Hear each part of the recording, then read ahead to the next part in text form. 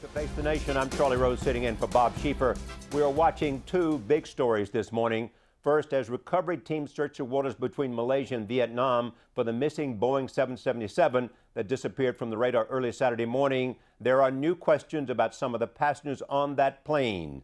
We start with CBS News correspondent Seth Doane in Beijing. Seth, what's the latest? Good morning to you, Charlie. The search for Flight 370 has widened to include 22 aircraft and 40 ships from 11 different countries, including the United States. People from the NTSB and the FAA have also been sent in to assist with the investigation. Today in Malaysia, authorities there said that they were reviewing radar images that seemed to indicate that the plane may have turned back just before it lost contact with controllers. There they are also looking closely at security camera footage from inside Kuala Lumpur Airport, specifically focusing on two passengers who were traveling on stolen passports. 2/3 of the passengers on board this plane are Chinese, and family members here in Beijing have been taken to a local hotel where Malaysia Airlines is offering what little comfort, what little information they can. Though today the airline did tell those waiting family members that they should begin to prepare for the worst. Charlie? Thank you, Seth. Joining us now, CBS News Justice and Homeland Security correspondent Bob Orr, who's also spent many years on the transportation beat here at CBS. So the question everybody's asking, how could a plane simply vanish? Very rare, Charlie. A plane at cruise altitude is in its safest phase of flight. It almost never happens, but it does happen. In June of 2009, there was a very famous case, Air France 447, coming out of Brazil en route to Paris.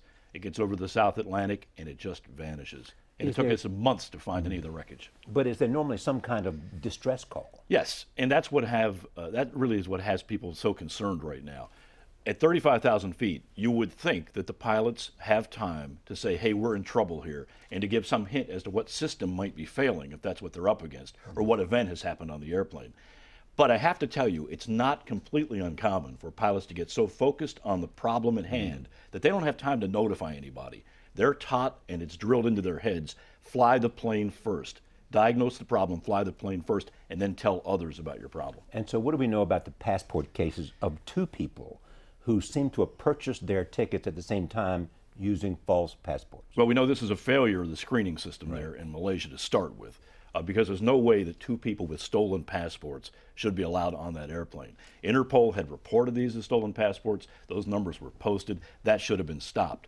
That said, we don't know what these people were up to. Were they just traveling for some criminal enterprise? Were they traveling to seek refuge in some other country? Were they part of some kind of scheme? Or were they terrorists? And this is why the intel folks in this country and in Great Britain and around the world really are going through all the facts that we know, and there aren't very many at this point, Charlie, trying to figure out, was this a terror event? And if it was a terror event, what role, if any, did these two people play? And were they the only people on the plane? So if there were two passports that were fake, there may be more. Well, that's a possibility. In fact, the numbers have been all over the place. We heard there might be 4 suspicious passengers. The Malaysian authorities have been a little bit fuzzy on the details. Is now the suspicion moving towards terrorism? I wouldn't say that. I would say that that's one of a couple of things that happened. Whatever happened quickly, and it was a cataclysmic failure at high altitude. There's a couple of possibilities here. Either you had a systems failure, compounded perhaps by pilot errors in responding to the first failure. That's what we call a cascading series of failures. Or maybe there was an event. Maybe there was terrorism. A small bomb like Lockerbie, for example, punches a hole in the plane, and at that altitude the plane is ripped apart. But when the wreckage is recovered and when we find the black boxes, that data and those forensic pieces of evidence will give us a lot more. And if there's a mid-air explosion, generally there's a trail of debris. Yes, and if the plane broke up at a very high altitude, I would expect that trail of debris to be over 100 miles, maybe more. So that's a big clue. If we find the plane and it's relatively localized, that will tell us the plane likely hit the water intact.